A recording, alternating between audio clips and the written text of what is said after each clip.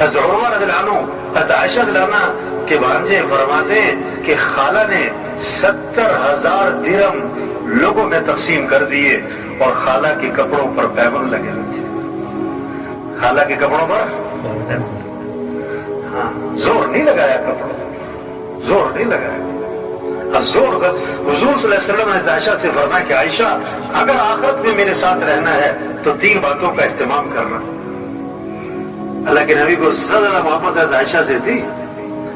آپ نے فرمایا کہ اللہ نے بیویوں میں عدل کرنے کا حکم دیا، میں ظاہری عدل تو کرتا ہوں لیکن میرا دل عائشہ کی طرف مائل ہے، یہ میرے اختیار میں ہے. تو آپ نے کیا فرمایا کہ اگر آخرت میں میرے ساتھ رہنا ہے تو 3 باتوں کا اہتمام کرنا. پہلی بات فرمائی کہ عائشہ اس وقت تک کپڑوں کو پرانا سمجھ کے نہ چھوڑ دینا جب تک کہ ان پر پیوند نہ لگ جائے، جب تک کہ ان پر. دوسری بات فرمائی کہ عائشہ مالداروں کے پاس بیٹھنے سے اپنے آپ کو بچانا، کیونکہ آدمی کے اندر مال کی بھی تما اور ہرس اور لالچ اور دوڑ میں لگ جاتا ہے. اور تیسری بات فرمائی کہ عائشہ دنیا سے اتنا توشہ لینا جو ایک مسافر کے لیے کافی ہوتا ہے، اللہ لمبے چوڑے چکر میں نہ پڑ جائے. تو زور غلط جگہ لگ رہا ہے. کیا؟ کھانوں پر، دوسرا کپڑوں پر، تیسرا زور لگ گیا کس پر؟ تعمیرات پر، مکانوں پر.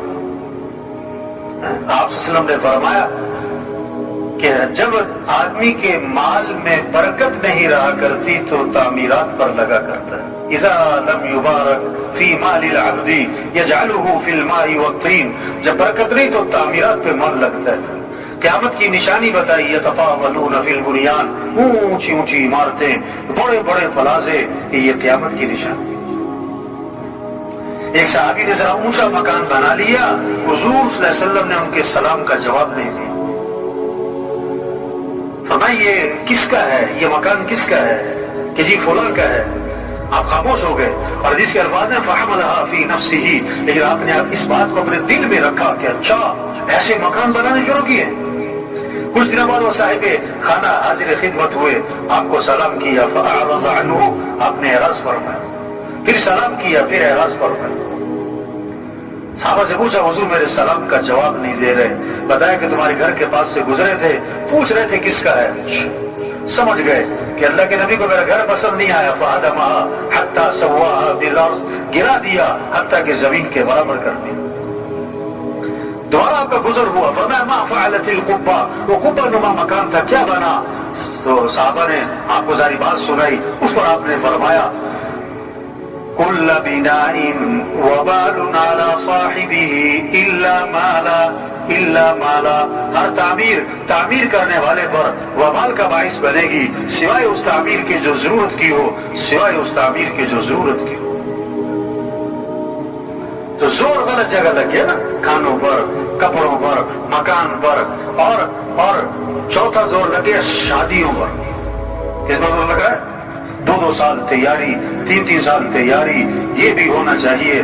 شادی کے موقع میں ایک فہرست بناتے ہیں لوگ، یہ بھی کرنا ہے، یہ بھی کرنا ہے، یہ بھی ہونا ہے، یوں بھی کرنا ہے، وہ بھی کرنا ہے. ان سے پوچھو کہ یہ سب کچھ کیوں کرنا ہے؟ ان کا جواب پتہ کیا ہوتا ہے؟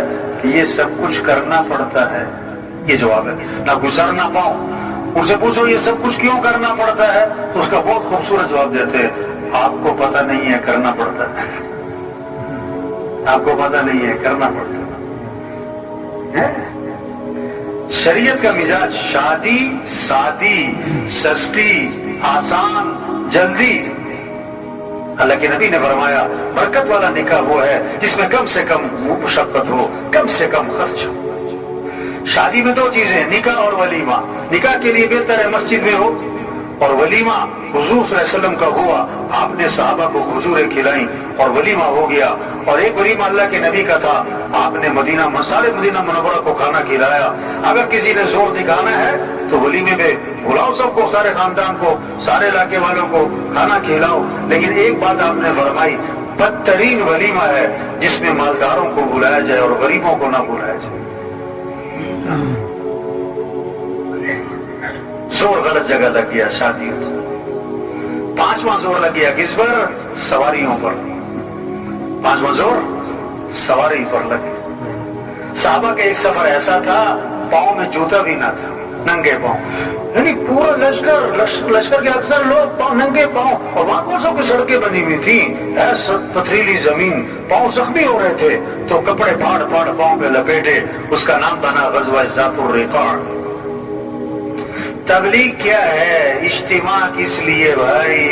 ہم اپنی حیثیت کو پہچانیں، اپنے کام کو، ذمہ داری کو، زندگی کے مقصد کو، صلاحیت کہاں لگانی ہے۔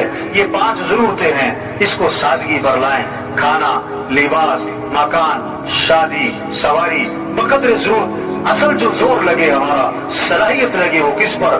اللہ کا دین دنیا میں چمک جائے، اللہ کا کلمہ بلند ہو جائے، سارے انسانوں کو ہدایت مل جائے۔ ہم مسلمان ہیں، مسلمان، اور اسلام چمکے گا تو مسلمان چمکے گا۔ اسلام کو عزت ملے گی تو مسلمان کو عزت ملے گی۔ ہم دکاندار بعد میں، زمیندار بعد میں، افسر بعد میں، وکیل جج بعد میں، ایس پی صاحب ایم پی اے صاحب بعد میں، پہلے ہم مسلمان ہیں۔